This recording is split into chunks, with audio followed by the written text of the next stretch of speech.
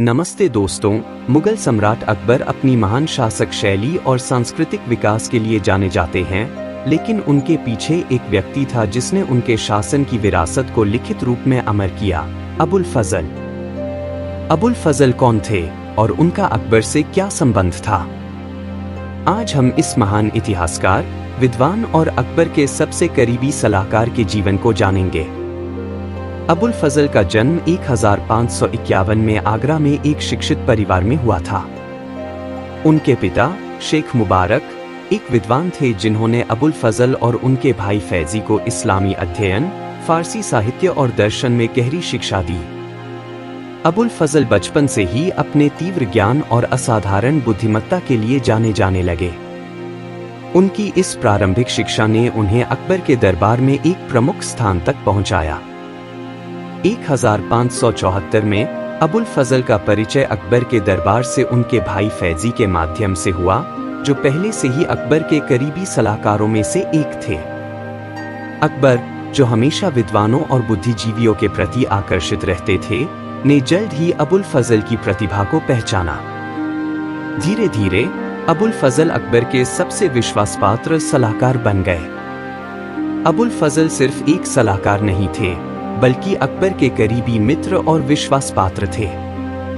अकबर, जो हमेशा धर्म, दर्शन और शासन की गहनता में रुचि रखते थे, ने अबुल फजल में एक ऐसे व्यक्ति को पाया जो उनके जैसे ही गहरे विचारक थे। अबुल फजल ने अकबर की धार्मिक नीतियों, विशेष रूप से दीन-ए-इलाही के निर्माण में महत्वपूर्ण भूमिका निभाई।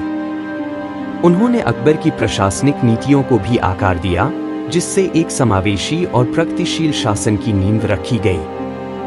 उनके बीच का संबंध राजनीतिक होने के साथ साथ गहरा दार्शनिक था। अबुल फजल की सलाह ने अकबर की न्यायप्रिय और सहिष्णु दृष्टि को साकार करने में मदद की। अबुल फजल की सबसे महत्वपूर्ण योगदान उनके लेखन के रूप में आई।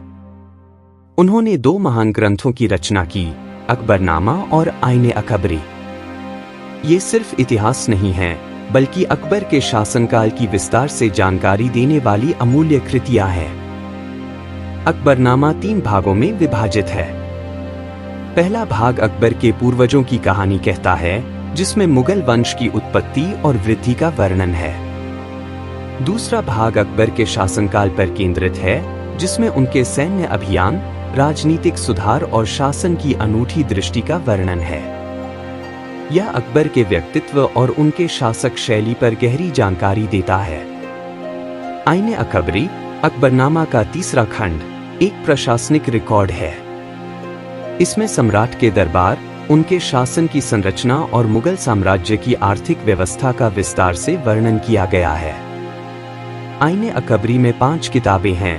पहली किताब दरबार और प्रशासन, दूसरी और तीसरी किताब सेना और राजस्व प्रणाली, चौथी किताब भारत की संस्कृति और भूगोल और 5वीं किताब अकबर के विचार और वाक्यांशों पर आधारित है। अकबरनामा और आईने अकबरी दोनों न केवल अकबर के शासन का दस्तावेज हैं, बल्कि वे 16वीं सदी के भारत के सामाजिक और सांस्कृतिक जीवन का भी एक अनमोल स्रोत हैं। इन रचनाओं के माध्यम से अबुल फजल ने अकबर की महानता को अमर कर दिया और अपनी ऐतिहासिक महत्ता स्थापित की।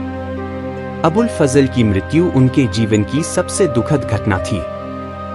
1600 के दशक की शुरुआत में अकबर और उनके सबसे बड़े बेटे राजकुमार सलीम के बीच दरबार में तनाव बढ़ने लगा। सलीम, जो बाद में जहांगीर बने, अबुल फजल को अपने सिंहासन के रास्ते में सबसे बड़ा रोड़ा मानते थे। अबुल फजल अकबर के कट्टर समर्थक थे और सलीम के सत्ता में आने का विरोध कर सकते थे। इसलिए सलीम ने अबुल फजल की हत्या की योजना बनाई। 1602 में सलीम ने अपने वफादार राजपूत सरदार वीर सिंह बुंदेला को अबुल फजल की हत्या करने का आदेश दिया। जब अबुल फजल दक्षिण से लौट रहे थे, तो उन्हें मध्य प्रदेश के नरवार के पास घात लगाकर मार डाला गया। जब यह समाचार अकबर तक पहुंचा, तो वे गहरे शोक में डूब गए। उन्होंने अपने सबसे करीबी मित्र और सलाहकार को खो दिया था। अकबर की यह व्यक्तिगत क्षति उनके शासनकाल के अंतिम वर्षों में सबसे दुखद घटनाओं में से एक थी। अबुल फजल सिर्फ अकबर के दरबार के एक इतिहासकार नहीं थे, बल्कि एक अद्वितीय विचारक और उनके करीबी मित्र थे। उनके द्वारा लिखे गए अकबरनामा और आईने अकबरी ने अकबर की महानता को अमर कर दिया और अबुल फजल को भी इतिहास के पन्नों में जगह दिलाई। अगर आपको यह वीडियो पसंद आया हो तो कृपया इसे लाइक करें, शेयर करें और हमारे चैनल को सब्सक्राइब करें ताकि आप और भी रोचक ऐतिहासिक कहानियां देख सकें।